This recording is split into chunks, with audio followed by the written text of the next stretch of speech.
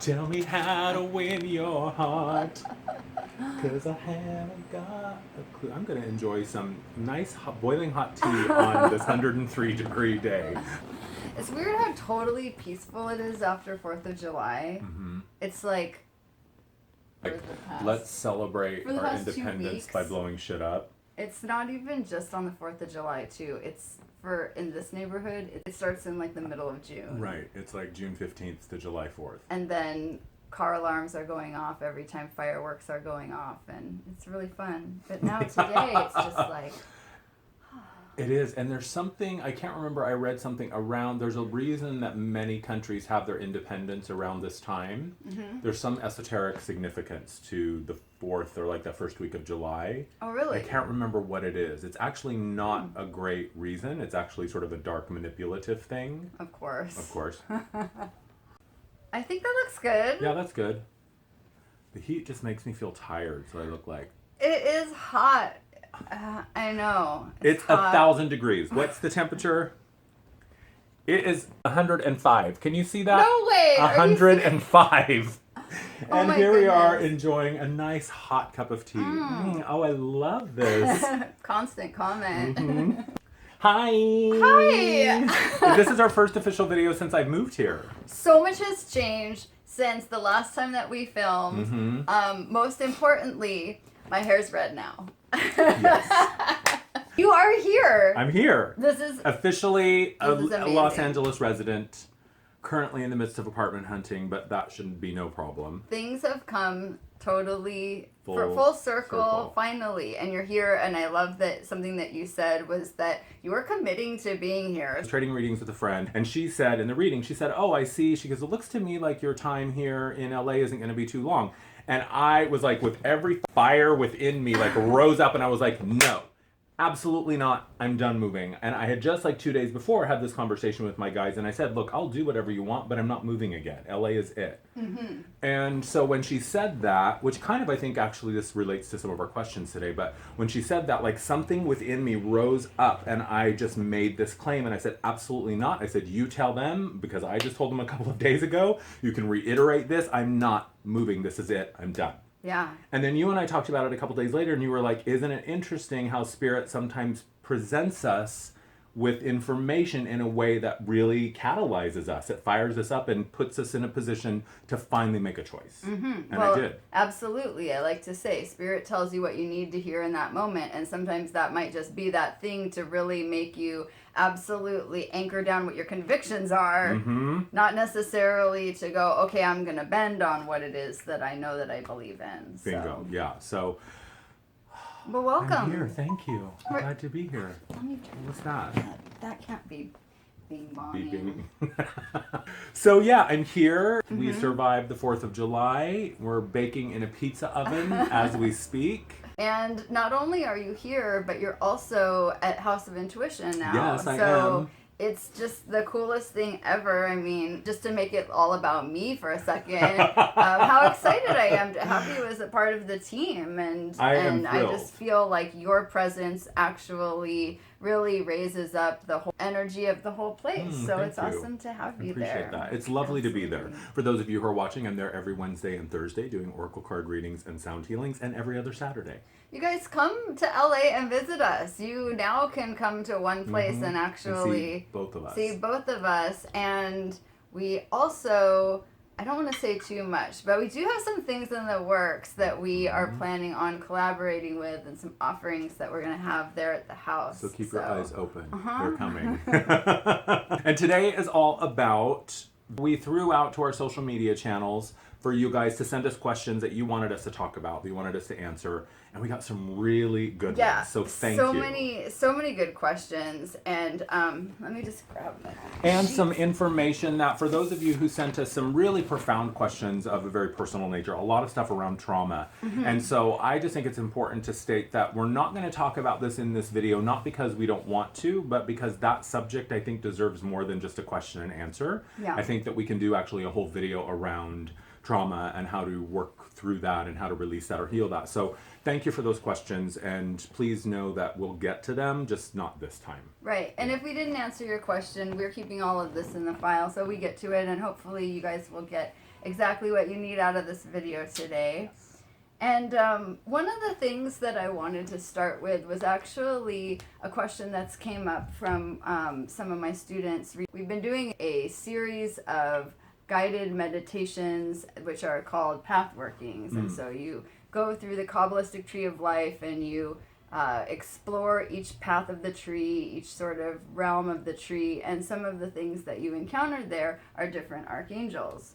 And my students had asked me, Naha, what do the archangels look like? If I'm picturing them in a guided meditation, what am I supposed to be picturing? Are they male? Are they female? Are they a certain color? What do their faces look like? And it was an interesting question in the sense that I don't think that there is any kind of clear definition about what something that is that kind of a energetic multi-dimensional being is specifically going to look like, because to me the archangels, they're avatars. They are simply representations of even higher energies than that, energy patterns, energy frequencies, whatever you want to call it. And so the package that it appears to you in is, I think, going to be determined by your own frame of reference, by your own culture. Totally. I think that it's a personal thing that's going to show up the way it's going to show up for you, and not the way it's going to necessarily show up to somebody else. Totally. So yeah, and I think that, Spirit always speaks to us in a language that we can understand. And whether that it's speaking to us in a language that maybe confuses us and we go, wait a minute, it gets our attention, right? And we become more curious. But it's not, for one person, maybe one person's connection with an archangel or an archangelic energy needs to be this loud, booming voice of like the glowing being that's 6 feet tall with, golden hair and blue eyes or whatever. That might be what one person needs, but another person, that might scare the crap out of them, right? That might be terrifying. So maybe the experience is going to be much more subtle and much more gentle. And we were talking about this before, and I get this question a lot. Like, people, what does my spirit guide look like? What can you tell me about this being? Or what does the, to me, I think it is whatever you are coming to the table with influences that and informs that. And the analogy that I always use is, if you put 100 people in a room and put an apple on a table in the middle of the room and told 100 people to draw the apple, they're all going to have a completely different version of that apple, and all of them are correct. Yeah, I love that. So I think it really depends on who you are, where you are in your life, what you believe, what foundation you're coming from in terms of your experience and your understanding. And sometimes I don't think it's about a visual manifestation either. I think we get so caught up in like, well, what does the physical being look like? Yeah. Maybe it's a subtle feeling. Maybe an archangel working with you is just a sense of a presence in the room, and it has nothing to do with an appearance. I think that a lot of times when I experience people's guides in sessions, it's more of a sense of a presence than it is, I see a person standing in the corner there. Yeah. I think that the idea of things being personified is just a physical shell that we're giving an energy. And if you think about yourself, and if you asked somebody to describe you and who you are, they can describe you as you appear. But if, again, it's going to be how they perceive you, how you appear to them specifically. And it's not going to be describing what your true nature, your true essence is. So I think that it is helpful in a guided meditation kind of setting to be able to have some kind of framework to interact with something. So instead of trying to go in with some kind of preconceived notion of what something's gonna look like, to just allow it to appear. And it's funny, the first time that I ever did guided meditation, I was up in Seattle at one of these big like outdoor weekend sort of festival things. I wasn't going for spiritual purposes. I was going to like dance and party and stay up all night. Yeah. And they had workshops during the day. So we're all sitting on this like grassy hill, and there's people on the stage with microphones, and they're saying, okay, the first step that we want you to do. What is going on outside? Shush! The first thing that we want you to do is visualize a spinning ball of light. Sounds easy enough, but I had never tried to picture something that somebody was saying, I guess, in that way before, which is weird. I mean, you think like we all have an imagination, right? Yeah. So I'm trying to picture this spinning ball of light, and I have my eyes closed, and I just cannot picture it. no matter how hard I try, I'm like, do not see it. And so then I'm like, oh, I'm such a genius. It's probably spinning the opposite direction. So now I'm like, that's got to be it. So I try to picture it spinning this way. Still nothing, and I'm so frustrated. By now they're already moving along. They're on like the next step of the thing. And so I just basically, after a couple of minutes, I go, fine, I give up. I can't see it. And I just remember kind of being like, and in that moment with my eyes closed, I saw it spinning, and it was spinning like this. Amazing. It was spinning like a globe, where my logical brain hadn't even thought of that being an option. Right. I was all thinking it had to be like a two-dimensional plane that could go only that way. And it wasn't until I surrendered and gave up and said, okay, I'm not going to keep trying, that I actually was able to see it in a way that I wouldn't have expected. And I think that that's totally a way to have a much more valid experience of visualizing something and knowing that you're receiving something, or that you're at least bringing something up from your subconscious, than going, I'm being told to picture this, so it's got to look exactly like my logical brain says it's going to look. Yeah, and I think you brought up a really important point, which is when we're trying to perceive these non-physical or metaphysical or superphysical, whatever we want to assign to it, it's not about perceiving it with the logical rational mind, because that's not what the logical rational mind was built for. It wasn't really given the capacity to see those things in a way that makes sense. So it's about feeling with the subtle body, right? It's feeling with your body. It's listening with the, your heart, or watching with the third eye. It's not like, and I understand it. We're physical beings in a physical plane, and we've been taught since, for thousands and thousands of years, that it's about an outwardly focused perception of something, and that we need to wait to be shown it as something, a manifestation outside of us. But you just said it. This stuff arises from within. This is stuff that doesn't always exist first in the material, and it comes in, eventually to the material plane, but at first it's not about perceiving it with your eyes. And I remember when I first started this whole journey and was really exploring my connection, I would oftentimes wait for that, and I would say, why don't I see angels? Why don't I see Jesus? Why don't I see orbs? And I was so focused on, like you said, that has to be a specific way that my mind thinks it has to be perceived in order to be legitimate. Yeah. And when I finally let go of all of that and just said, okay, I'm just going to let it show up how and when it wants to show up, that's when stuff just starts popping like crazy. Yeah, totally. Yeah. Very cool. Good question. All right, well, let's get into some of the questions from... Which, by the way, I have my questions on my phone, so I'm not on Instagram while we're recording, if you're wondering. Are you checking your eBay auctions right I now? I did go on a little bit of a crazy eBay. Did you? What'd you get? Well, it's what magically turns up on your porch, and you go, I don't remember ordering anything, and then you realize that at 2 a.m. you were like, oh, if you like this, you'll love this. Oh, yeah, I'll love that. But I don't know. I got a couple of oracle decks and a couple of tarot decks. And that is a perfect intro into our first question. Where David via email, thank you, David, for emailing me. What's the difference between oracle cards and tarot cards? Well, Andrew reads oracle cards and I read tarot cards. So there you go. Difference. One is for boys and the other's for girls. No. I think, because I do my oracle card readings at the house, and I also am doing them with my private clients as well, and I get this question all of the time, because I'm one of the few readers there, I think, that does oracle cards, and most other readers use tarot cards. My answer is, some writers like pencil, some writers like pen. I don't see them really as a difference. I think that they're just a different version of connecting and bringing through that information in a physical way, and the cards, I believe, are an avatar representation of that information. Personally, the reason that I chose oracle cards over tarot cards is I've never liked to do my homework. I never have. And there's such a rich culture with tarot, and there's so much information that I felt if I'm going to do it justice, I need to do the work to learn it.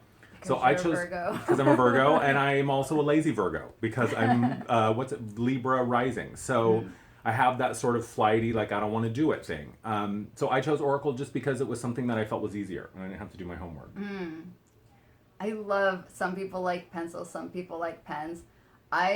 Something you should know about me is that I have kind of an over-the-top obsession with pencils. Do you? I have an obsession with pens. Well, you probably wouldn't drive a car from the 1960s either, so... I might. I'm gonna actually get a P.O. box just for people to send us cool pens and pencils. Yeah. So do you see a big difference between tarot and oracle or no? Well, I think it's exactly like you said. It's a different tool to work with.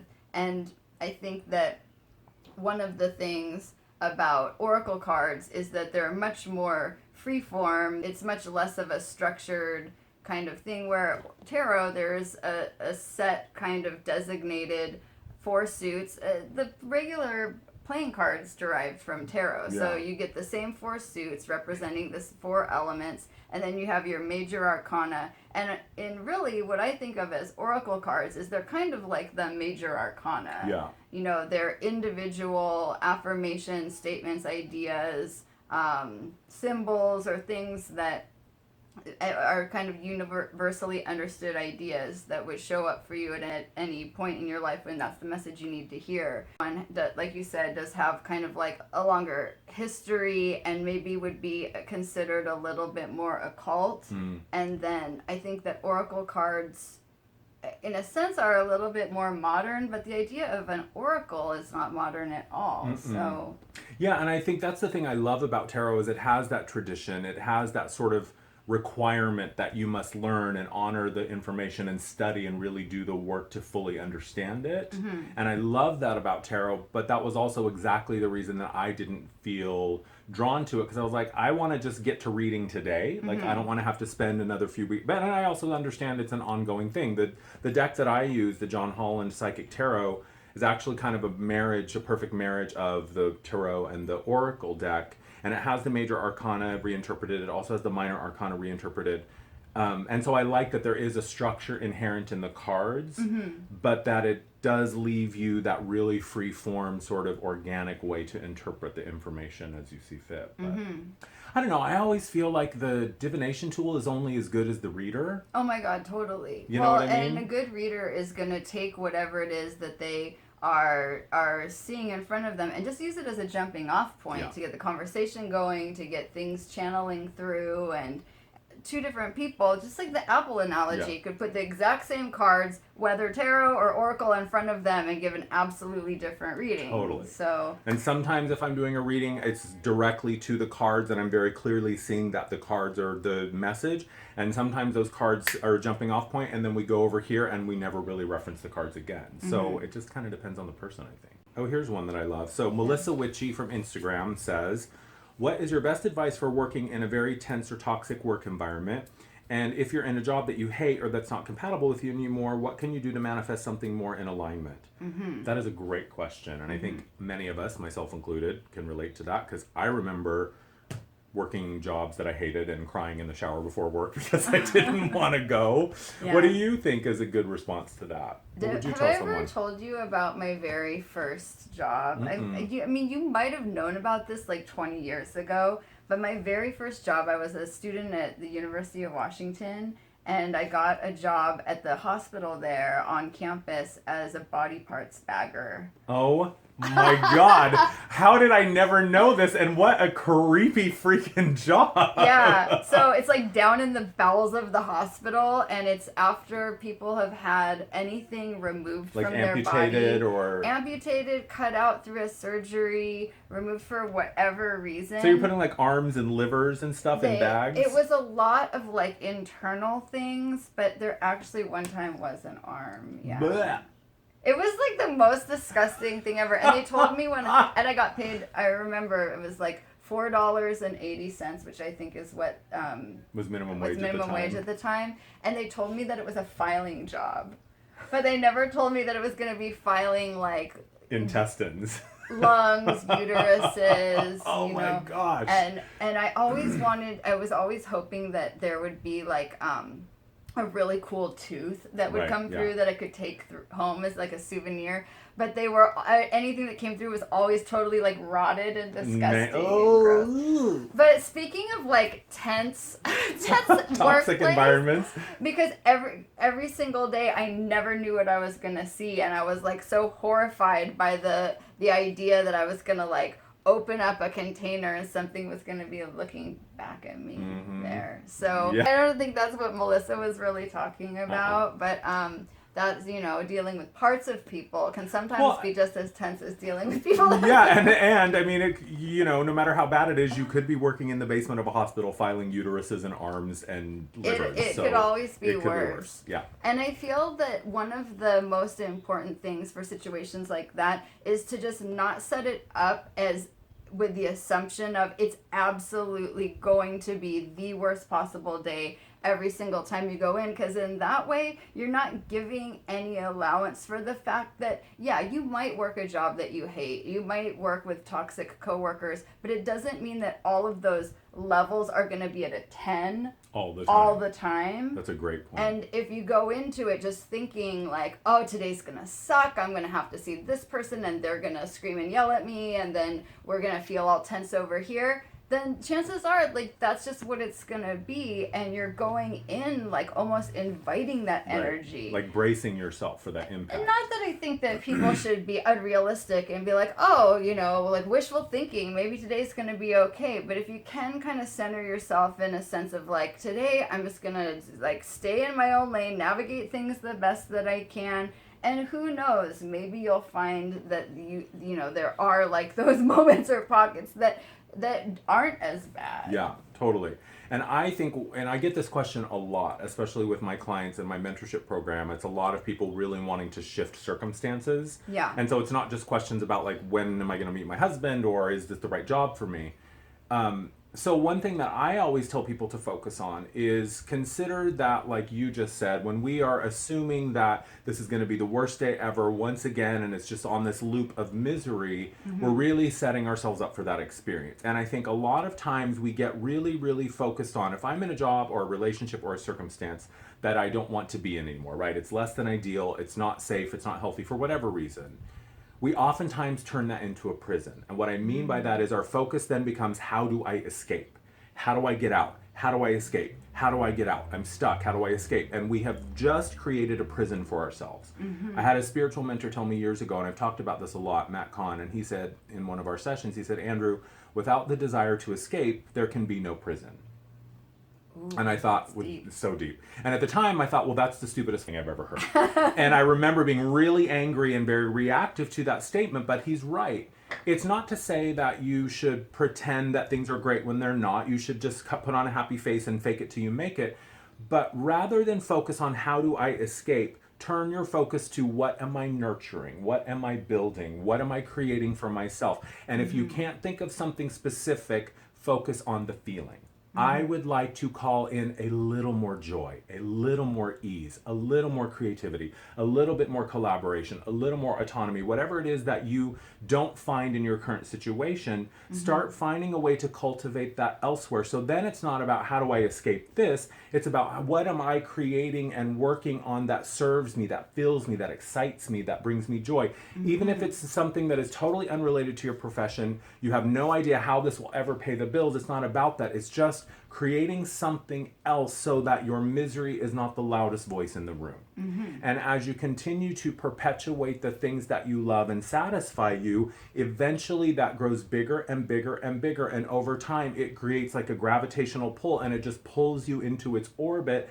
And then lo and behold, magically the day comes when it's time to leave the job, but not because you were plotting your escape, because you were finding something that was more important that drew you away.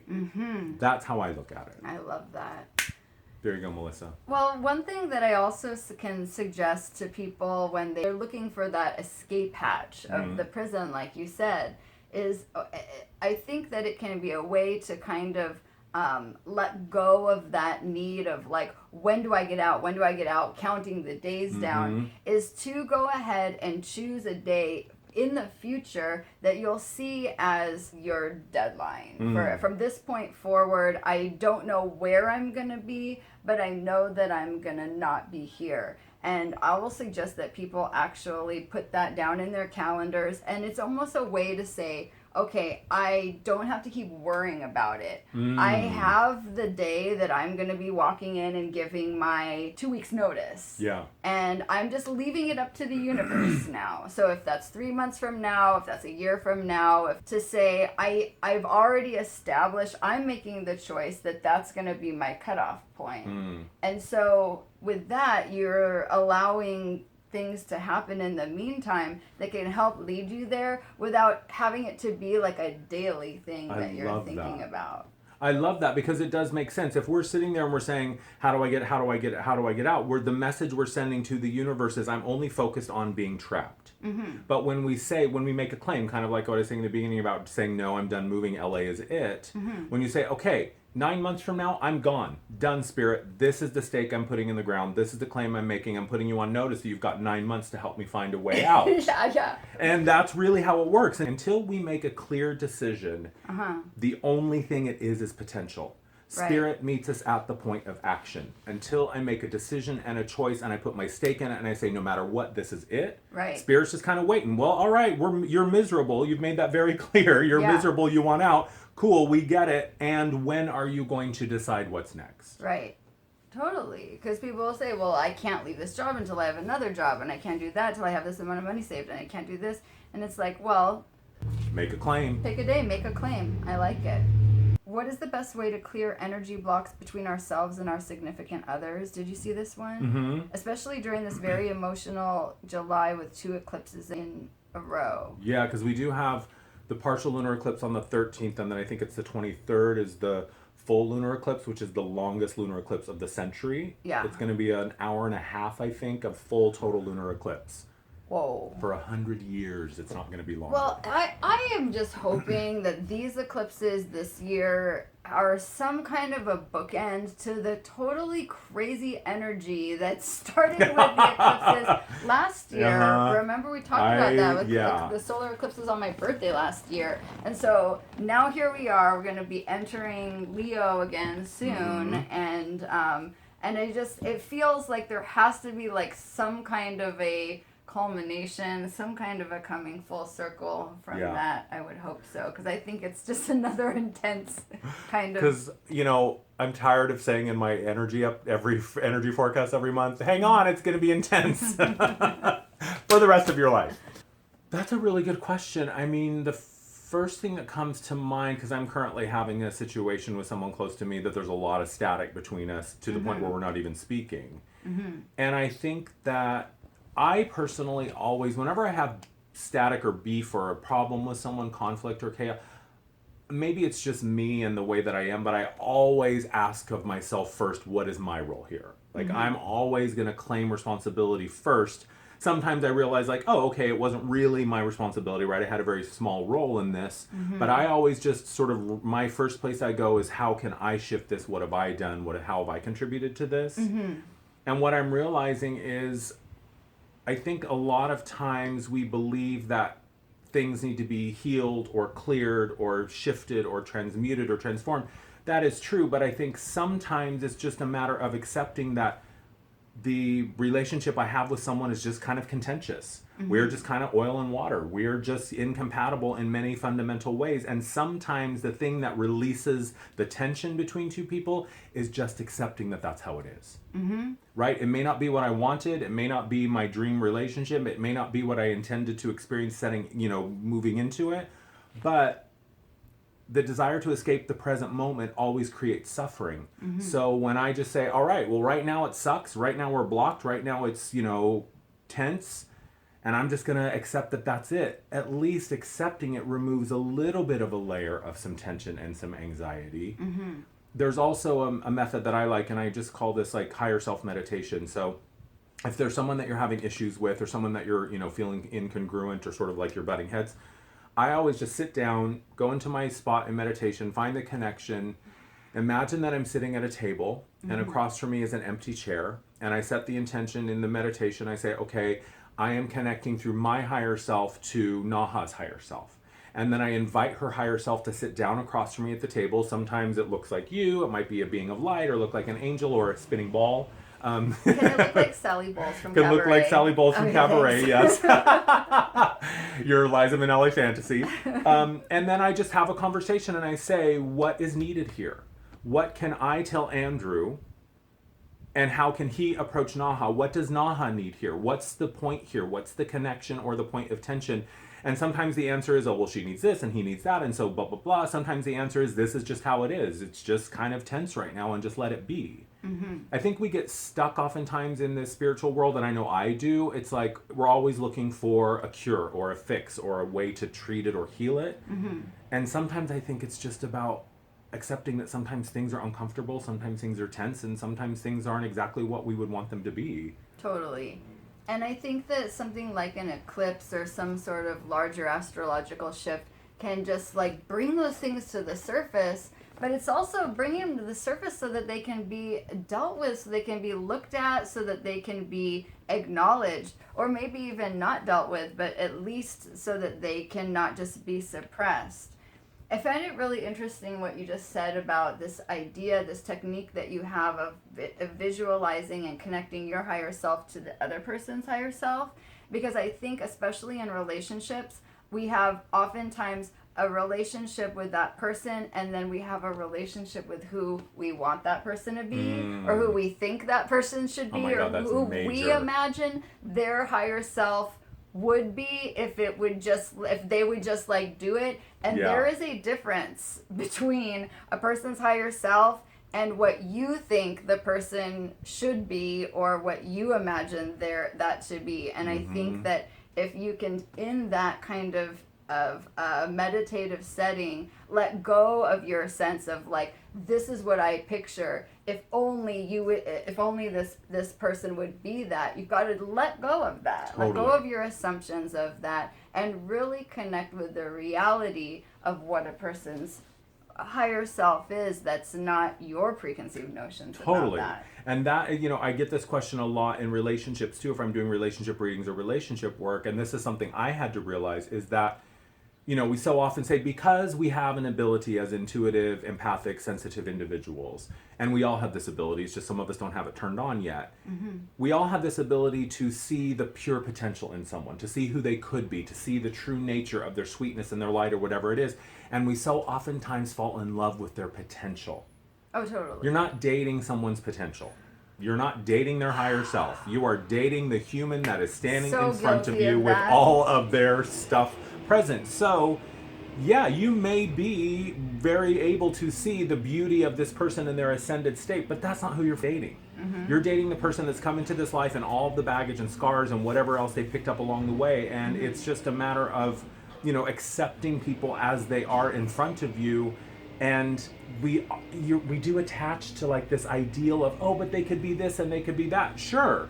They could also be a three-legged dog with blue hair, but they're not. So let's just accept things as they are. And it's just really a matter of going, is that person very consciously working towards that themselves? Then by all means, get behind them and cheerlead that effort for them. But if they are not even aware themselves of what their potential is, or if they're just digging their heels into the ground while you're trying to push them up the mountain, then, that's going to be a losing struggle, Totally, I think. totally. What is the celebrity avatar of your higher self? The celebrity avatar of my higher self is Michelle Pfeiffer as Catwoman. Oh my God, in that's Batman. so hot. Because she's a little unhinged, she's a little crazy, she's well-meaning. So I would say Michelle Pfeiffer, and actually kind of all Michelle Pfeiffer. Sometimes I'm Fabulous Baker Boy, sometimes I'm Witches of Eastwick, sometimes I'm Grease 2, sometimes I'm Catwoman.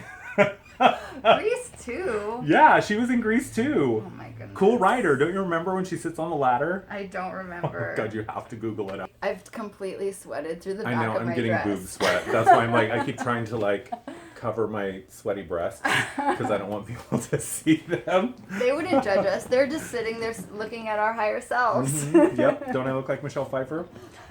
So a couple of other questions. So these two are sort of the same.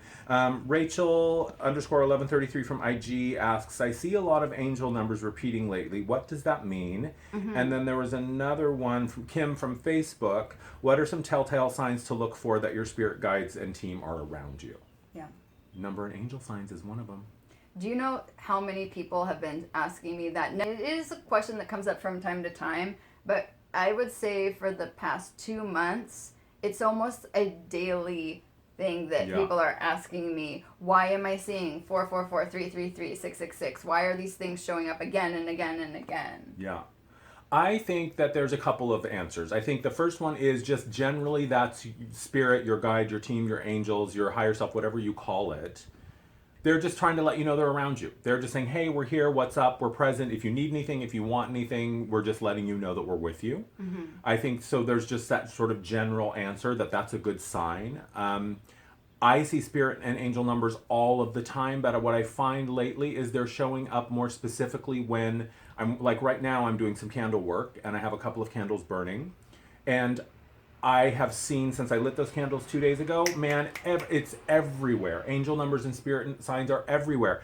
And I've noticed that with these two candles in particular, they're burning really fast and they're burning really clean. So what I'm getting now is like, okay, so my angels, my guides are telling me, hey, Andrew, we're with you. We're aware of the magic that you're working and we are completely supporting it and it's coming through. That to me was the connection that I made. So sometimes I think it's a piece of the puzzle and it's not the whole answer. It's just one thing that you can abstract and go, oh, okay, I've been seeing 333.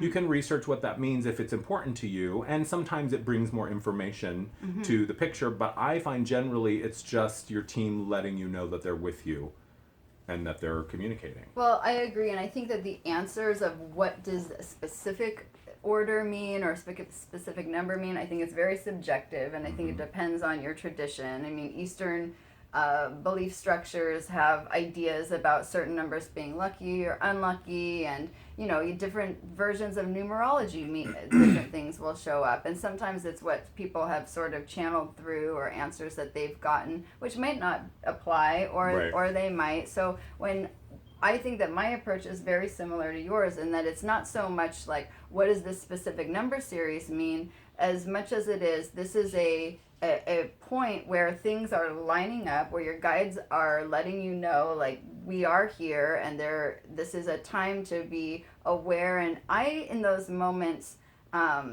just take a moment and pause and go, okay, if everything is lining up right now, all the fours are in a row, then let me consider that this might be a moment when I can actually have some clarity about something, because it's almost like if you think of like a stack of magazines and they're all sort of like that, and if you took them and you straightened them out and you just like put them in a nice stack, you know what I mean? I love that, yeah. And so I think like in those moments when everything kind of lines up, it can be easier to have clarity. So I'll think like, what's running through my mind right now? Yeah. And I also think that sometimes it can just be the thing, it's a symbol of order, really.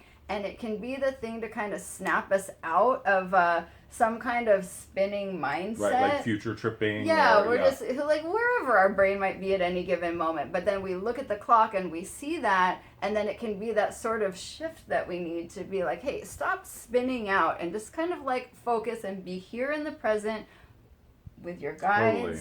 And another thing where I'll see it, because when I'm working with a client, I'll have my timer on, or if I'm doing healing, I'll have it on the table, and it counts down minutes and seconds, so it won't be like the time, but it will be like it's been 33 minutes and 33 seconds. Yeah. And it's just so funny how often I'll say something and I'll see it like register in somebody's eyes, and I'll look over and the little timer will be 2222, or I'll be in my healing and I'll feel something powerful, and then I'll look over and I'll see all four of the numbers lining up.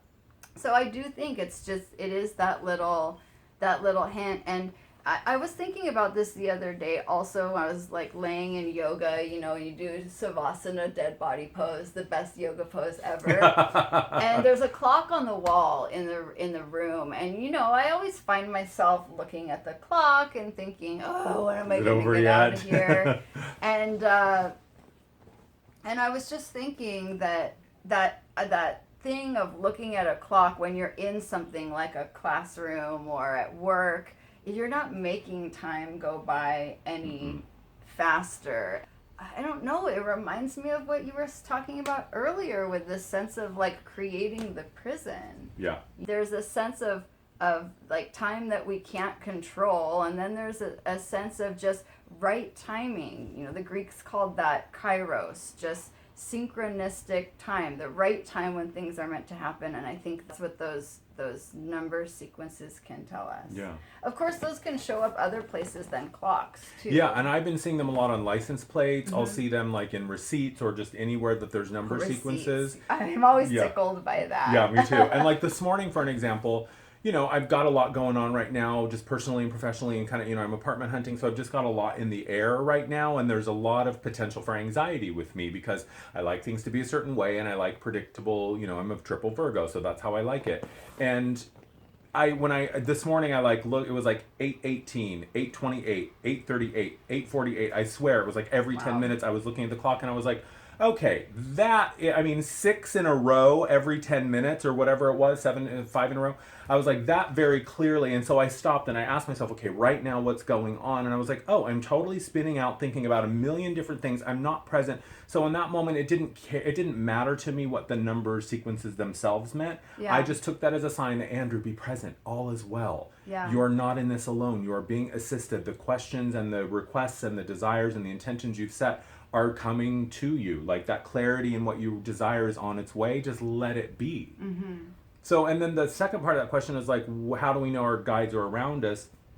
I think that that's another thing that I generally say, if you think it's a sign, it's probably a sign. Mm-hmm. You know, one person seeing a white feather on the ground might just be, ooh, gross, a pigeon died. But to another person, it might be, oh my God, that's a feather. So I think number signs, feathers, coins, hearing music. When I first started working with my guides, music was a big way they got my attention. And I would wake up in the morning and I would hear a song in my head. And then I would hear it again at the gym. And then I would hear it again at the grocery store. And so I think that anything that's synchronistic, anything that catches your attention as unusual or like, wow, that seemed a little odd. Mm-hmm. I think that's your team speaking to you. I think it can be a physical sense of like, oh, something's in the room. I feel a presence with me. Or the goosebumps. I call it the Jesus juice when you feel the totally goosebumps. Yeah, you feel it up your spine. Yeah, I think Absolutely. There's a lot of different ways our team can speak to us. Mm-hmm. Yeah. You know, my final thought on the numbers and what my friend Susan does, and I think maybe, you know, people do this, but to use those times as just to stop and center yourself and say something that you're grateful for. I know that she does that at 11:11, but you could do that whenever you are hitting those number sequences, wherever you might see that. To take a second to center yourself in some gratitude there. That's beautiful. And I think that brings up another important point is I always, whenever I get a sign like that, especially a number sequencer, I always just say, thank you, got it. It's just affirming that your message has been received, because a lot of times, especially in the beginning, our guides will hit us with from many different directions, just trying to figure out what language we speak, right? Is Naha more responsive to music or numbers or feathers or physical signs, or what gets her attention? And for me, numbers and music very early on were things I responded to very quickly. So it's something that consistently is what they use, because they know that's the easiest way to get my attention. Yeah. So next question, this one I love. This is from Mary Ellen, I think, on IG. How do you find alignment when you're stuck in painful and icky emotions? How do you deal with that? I've heard it can come back to you in negative ways if you take action from a place like this. What do I do in those moments? I love this question because I think that it points to something that I see a lot in our spiritual life and spiritual communities is somehow I think that the law of attraction got a little bit twisted, and we have started to believe that somehow if I'm feeling angry or sad or depressed or upset, that I shouldn't have a bad emotion, that I should avoid that because I don't want to perpetuate it. The way I look at it is, again, it's the prison thing. If I'm in a bad mood and I'm spending all this time and energy trying to get out of my bad mood, I could be missing the message or the lesson or the value of being in the bad mood. There can be a reason that we're having these low vibrational experiences, And it's almost never because we did something wrong and we need to get out of it. I think if we're having a bad day, if you're having a bad mood, allow yourself to feel it. Allow yourself to sit with it. Allow it to fully open up so then it can evaporate out of you rather than repressing it or trying to push it away. That's just emotional hoarding and you're just going to have to deal with it down the road. Absolutely. So when you let it go, let it evaporate, let it move out of you, find then the alignment that comes from that and then decide. So yeah, taking action from a place of anger, right? I'm reactive and you said something that pissed me off, so I'm going to lash out. Yeah, that perpetuates more anger. But if I have anger, I go, whoa, okay, what you said just really angered me. I'm feeling really triggered. I'm going to sit with this. I'm going to let this anger move out of me. I might even need to take a minute and step aside to deal with it. Then let the anger move out, let things settle back down, and then take action. Yeah, totally. Yeah. Well, some wise person told me one time, emotions are just like food, and you have to digest them, break them down, and move them out of your body. And if you don't, then you get emotionally constipated. So I like to think of when I'm experiencing that stuff, first of all, you have to recognize that you can't be in denial of it. And it is funny how much digestion is actually linked to the emotions. You know, you get sick, you get nauseous, you get constipated, you get a stomach ache. Like all of those things can be definitely associated with difficult emotional things. But by observing it and allowing yourself to experience it, you can say, let me move through this. Let me kind of move this through my body. And I like to say, let gravity help you. If it feels heavy, if it's a pressure that's weighing on you, if it's something that's just like a knot in your stomach, or if it's anger is very much associated with the liver. So that whole lower right side of your body can feel hot and can feel tense. I just imagine taking some deep breaths and, as you said, sitting with it and just letting it pass down and out through me, just like you would eliminate food from your body. Just let it go down into the earth and let the earth absorb it. Or like you said, just kind of let it evaporate off. If you stuff it down, or if you're fearful of letting yourself experience your emotions, then you're actually just harboring them and holding on to them, and they're going to just like keep And that's what, like, let's say if it's about money and I have all this fear around money, and every time I talk about money, fear comes up, and I keep asking, why can't I get money together? Why can't I get money together? But I'm not allowing myself to feel the fear. So I am just stuffing this ever growing mass of fear around the idea of money gets bigger and bigger and bigger. And until I allow myself to feel that fear, until I allow myself to move through that fear and let it move through me, it's never going to be completely free from my field. And so it becomes almost impossible for me to shift my relationship with money and the fear that I have around it, because I'm not willing to let myself feel that fear. Right. So it becomes this perpetual self-defeating cycle. And I think oftentimes it's about the opposite of what we want to do. I think the mind always says, no, shut it down, stuff it, avoid it, medicate it, whatever. Move in the direction of that discomfort. Let yourself move into it so that you can light it up from within and burn it down from the inside. Oh, I love that. Yeah, and no feeling bad for feeling bad. No. If you have a bad day, if you're feeling depressed, you'll move through it sooner if you recognize it and you just go, hey, I just don't feel good today. Yeah. Instead of going, no, I just have to pretend and put on a happy face. Yeah, no. And the final thing I want to really recommend for working through emotional things, again, just like with the idea of digesting and processing, is using the water element. So the water element is the one that corresponds to the emotional body. So flush your body out. And I always say that song, I'm going to wash that man right out of my hair, is like totally a magical, intentional thing. Because the water element, the act of showering, the act of bathing, going for a swim, going to a sauna, jumping in the ocean, standing in the rain, all of those kind of activities can be very cleansing and very healing for the emotional body and help to dissolve off some of that dense stuff. I love that. Just in the same way, really, as the element of air corresponds to the mental body, which is why things like sound healing, light therapy, aromatherapy, anything that moves on a wave is so healing for the mind to release anxiety and fear and worry and stress and all of the things that we harbor in our mental body. Yeah. Love that. Yeah. Thank you for that great question. Did you want to talk a little bit more about sound healing? Yeah. It's something, you mean my personal?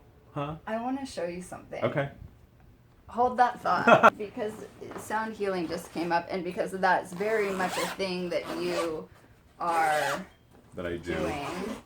I think that this might be something interesting to you. This is my new toy. It's not really a toy, actually. This is a very important piece of healing apparatus. Let's see if I can. What is it? I don't know I'm if dying I can, to know. if I can actually get it set up where it will work on the couch. So this is something. Have you ever heard of the Alchemy Museum that's up in San Jose? Mm-mm. So the Rosicrucians are up there. I might have to tilt the camera down. And there's an alchemy museum. They have all kinds of cool things and Egyptian stuff. And they have one of these on display. So what is that? This is called a Pythagorean tone generator. And that is so these dope. were made by a guy up in Canada. And so I don't know how much it's going to show. I think you can see most of it. Here. Yeah. Oh, I'll That just hold is it up so like this. cool. So it's the different tones that correspond to the 7 classical planets. Isn't that so cool? That's amazing. Yeah. And so these were made, and they also, they resonate with the different chakras. That's incredible. And the guy that made these, the company actually ended up going out of business. The guys up at the Alchemy Museum, they tracked him down and said, "Will you make one more so that we can auction it off to raise money for the Alchemy Guild?" So the guy made one more, put it on eBay. And this is it? This is it. Oh so my God! It's the last one that will ever be made, but I've been using this That's incredible. in the path working, and it's just so, like when we did a path working of the moon, we could play this, but we start down on the path of Saturn, and then we work our way up. That is so cool. So we might have to incorporate this when we do our event. Upcoming secret event. Yeah. I love that. So sound healing, I mean, what I do when I do my sound healing is I just use my voice to make the tones. Mm-hmm. And we could go on and on and on about it, but really what I think the most powerful thing about sound healing is, first of all, sound is like one of the fundamentals of creation. And it's a vibration that's pure. And the thing that I think is the most powerful about sound is it doesn't require, to be effective, whether you're working at the mental level, the physical level, the emotional level, or the energetic level, it doesn't require the understanding of the mind to be effective. Mm-hmm. And that's what I think is so amazing about it, is you can be sitting there in a session and your mind could be saying, Naha, this is dumb, Andrew doesn't know what he's doing, that thing with the gongs and the symbols on it is a waste of time, blah, blah, blah, blah, blah. But it doesn't change the fact that these waves of resonance are moving through you at all levels, or whatever level it's being directed at, and it is creating change regardless of what the mind does not believe or understand. Mm-hmm. Sometimes if it's like a tarot card reading or if an oracle card reading and I'm sitting down and I'm pulling cards for someone or whatever, and their mind is just like, I don't believe it, I don't get it. There's that information just can't get in, right? It's like, you may hear what I'm saying, but are you really listening it? Are you really believing it? And is it taking root within you as a belief? Mm-hmm. But the beautiful thing about sound, same kind of thing with energy healing is, certainly you can say, no, I'm not accepting it, and you can shut it down. But there's an effect there that it moves through these layers of self that it doesn't matter if the mind gets it or not. That's why I think it's so powerful. I love that. I was just reading something last night that was talking about how words are containers, and they contain these larger ideas, and they put a certain limitation and a definition on things. And just thinking of that with what you're saying, in the sense that with sound you're opening the container, you're releasing the limitation, and you're just allowing whatever higher concepts to not have to be put into words where you're saying, like, somebody has to either agree or disagree, but that they can just be accepting and open to that vibration to pass through them. Totally. One of the things that I think is the most amazing around sound is, and you can find these videos on YouTube, like cymatics, an actual shape of sound, or they will take, they'll take a speaker and they'll put sand or salt or something on it, those. and then they send a vibration, and it's always a sacred geometry pattern. A sacred geometry pattern emerges from this sound. Same thing, they can now levitate using sound. They can, there's sound waves are incredibly powerful. They can cure disease. They can actually shift physical illness in the body. So we have, the baby's response to the sound of its mother's voice. Like, sound is a primal, fundamental building block of the universe. And it's something that we as spiritual beings and as physical beings respond to really, really powerfully. So sound, I think we've only just begun really to uncover the truth of what it's capable of. And I think it's just freaking amazing. I mean, the experiences that people have in some of my sound healing sessions humble me beyond anything, because I'm just like, all I'm doing is sitting here making noises and feeling kind of weird about it or whatever. But you're having this profound, crazy experience, and it's mind-blowing to me. I have a question for you. Yeah. Because when I'm doing sessions, I don't consider it necessarily sound healing, but I do intonations. It's part of Kabbalistic ceremony is to do what they call vibrating the divine names, or Hebrew letters or names of God. And my question is, does the sound that you make, or the tone of your voice, change depending on who is present? Yes. Sometimes it's all in the lower register and it'll be really, really low tones. Generally, if we're working at the level of thought or at the mental level, the tones tend to be higher.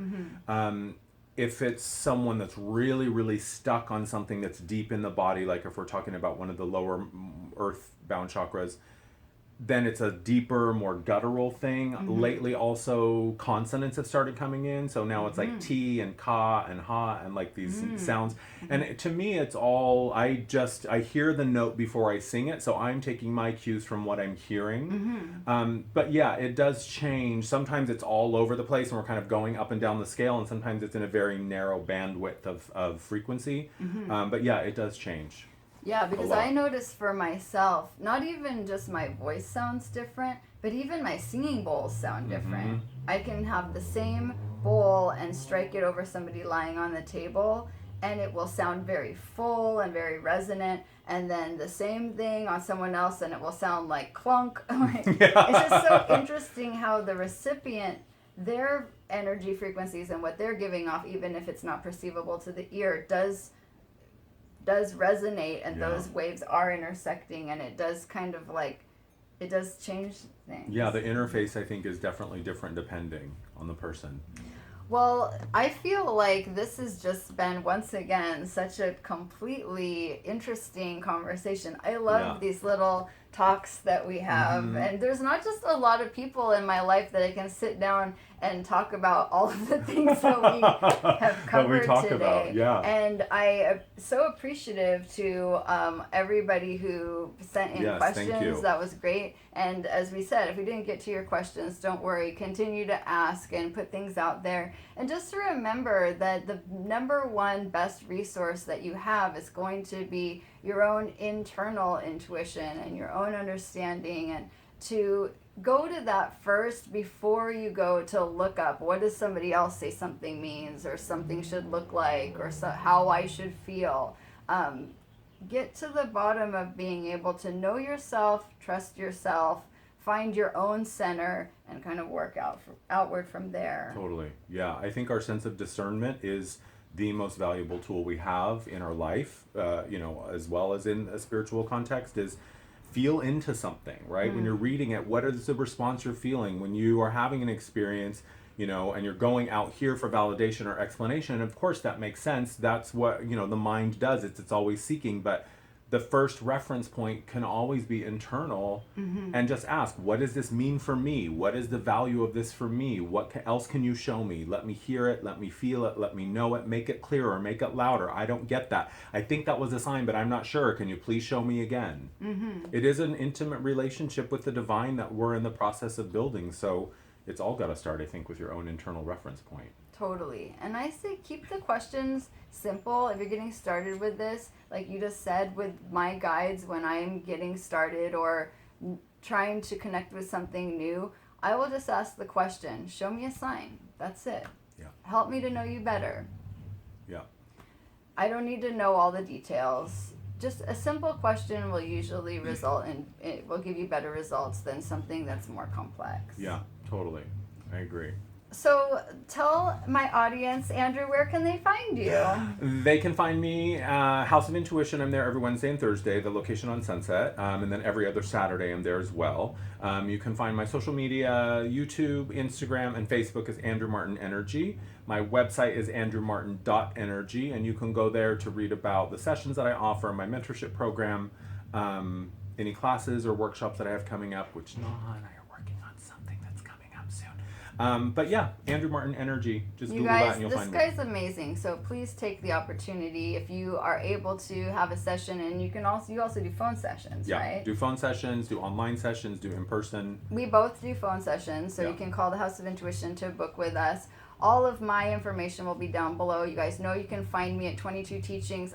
I also want to mention we're really building out the store on the website now. So there are audio classes. I've got lectures on there. I've got really in-depth esoteric lectures on each of the Hebrew letters and the major arcana they correspond to, as well as all of our merchandise. We have magic candles and bags and all kinds of cute stuff on there. So make sure and check out all of the links down below. And we'll let you guys know the next time we're going to film a video so that you can add more questions. But feel free to ask questions down below, and we'll answer those as we can. And I hope that you guys aren't sweating as hard as we are here in Los Angeles. It's so gross. I think I just lost like 7 pounds just recording this Oh, video. good. Well, have a great upcoming eclipse season.